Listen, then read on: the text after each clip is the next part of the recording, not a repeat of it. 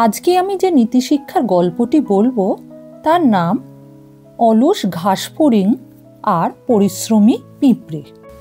অনেকদিন আগে এক সবুজ মাঠে থাকতো এক অলস ঘাসফড়িং এবং এক পরিশ্রমী পিঁপড়ে। গ্রীষ্মের দিনগুলিতে পিঁপড়ে সারাদিন পরিশ্রম করে খাবার সংগ্রহ করত, যাতে শীতে সে অনেক দানা শস্য মজুত করে রাখতে পারে। অন্যদিকে ঘাসফড়িং সারাদিন গান গাইতো, নাচতো, রোদ পোহাতো আর খেলে বেড়াতো। একদিন এক গ্রীষ্মকালে সুন্দর দিনে সেই অলস ঘাসফড়িং বসে বসে রোদ পোহাচ্ছিল। তখন পরিশ্রমী পিঁপড়ে খাবার নিয়ে তার গর্তে যাচ্ছিল। ঘাসফড়িং পিঁপড়েকে দেখে বলল, বন্ধু, এই গ্রীষ্মকালে তুমি এত পরিশ্রম কেন করছো? এসো আমরা দুজনে মিলে খেলি, গল্প করি। পিঁপড়ে তখন বলল, না বন্ধু, এখন আমার খেলার সময় নয়। এখন আমি খাদ্য সঞ্চয় করছি, যাতে শীতে আমি কষ্ট না পাই।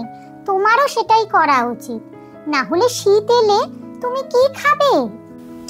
ঘাসফড়িং হেসে বলল, শীত তো এখনো অনেক দেরি আছে, এখন তো আনন্দের সময়।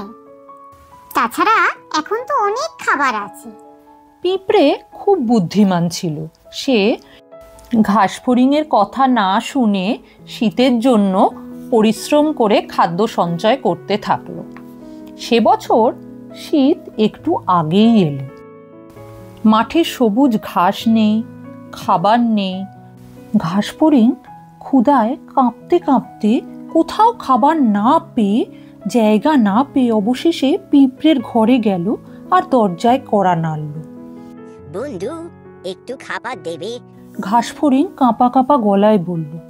পিঁপড়ে দুঃখ পেয়ে বলল, আমি তো তোমায় আগেই বলেছিলাম কাজ করতে, তুমি তখন শুনলে না। দেখো তোমার অলসতার কারণে কি আজ অবস্থা তোমার হলো।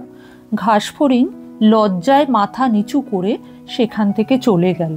তখন সে বুঝল পরিশ্রমী জীবনের আসল চাবিকাঠি। এই গল্প থেকে আমরা একটাই নীতিশিক্ষা পাই যে অলসতা সর্বনাশ ডেকে আনে, পরিশ্রম আনে সাফল্য। কেমন লাগলো তোমাদের?